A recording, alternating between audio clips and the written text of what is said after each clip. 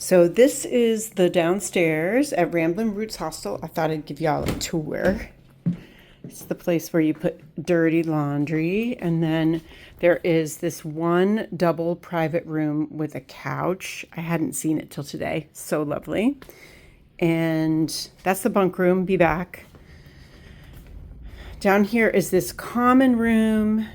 And those are the loaner clothes. And then there's some free stuff that you can use for toiletries. There's a scale, make sure you're not losing too much weight. And then along this wall there are 2 toilets and 2 showers.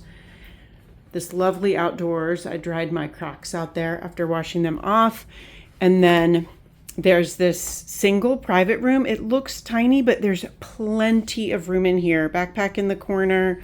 Maybe you divide your stuff up on the shelf to organize. Plenty of room. Okay. And then the main bunk room.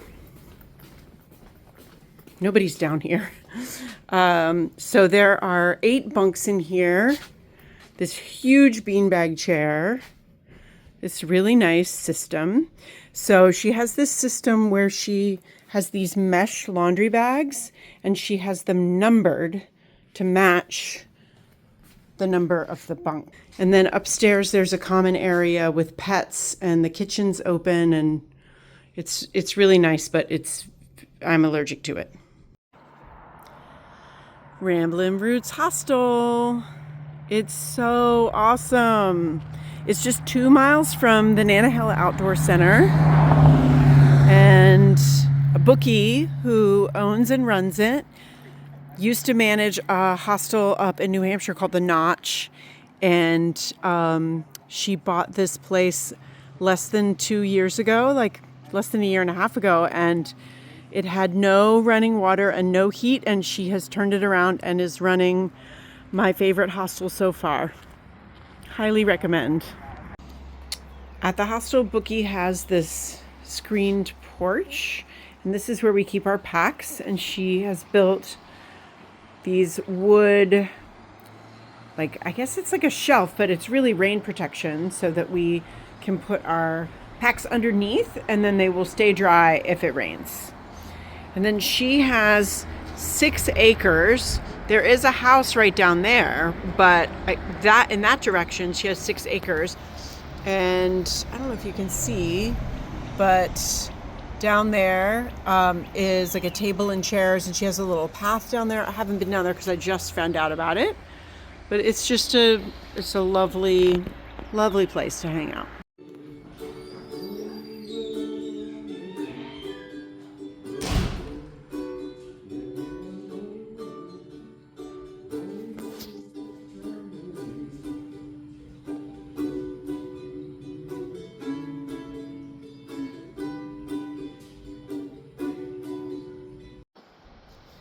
So I'm coming at you from day 31, but to talk about day 30, and I hardly recorded any video.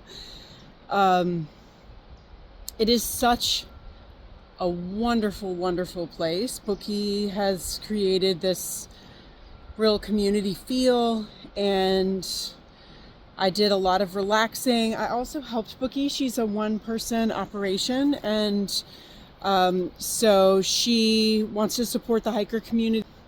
She offers work for stay, and I didn't do that, but I did a little bit of work in exchange for like a free shuttle. So I just helped her out. There's like no way she could do it all by herself. She definitely needs for people to do work for stay, and it's just a terrific place. So I just did some vacuuming and some towel folding and stuff like that. I went to the grocery store and I bought a realistic amount of food. After my last hike, I came out with probably a day and a half extra worth of food, so I've definitely been overbuying. So I think I bought a more realistic amount. Both nights that I was there, we had a community dinner. The first night, we had a taco night. And we just, as a group, we made the food and cleaned everything up in her kitchen. And on my second night there, so day 30, we did a pasta night. And again, like everybody pitched in, and it was so fun. And Bookie doesn't do that every night, but when she can, she encourages it. Also, while I was at Rambling Roots, I got a package that my friend Emily sent of all my medications, and I had her put in a couple extra things, one of which was an extra bag of salt because I just want all the salt all the time. I definitely suffered allergy wise. I had to limit the amount of time that I was in the like kitchen, living room, common area where all the pets were. I could stay there for a while, but eventually I would have asthma or I would get like a little sneezy, even though I was taking antihistamine. But it was just totally worth it because the place is so amazing.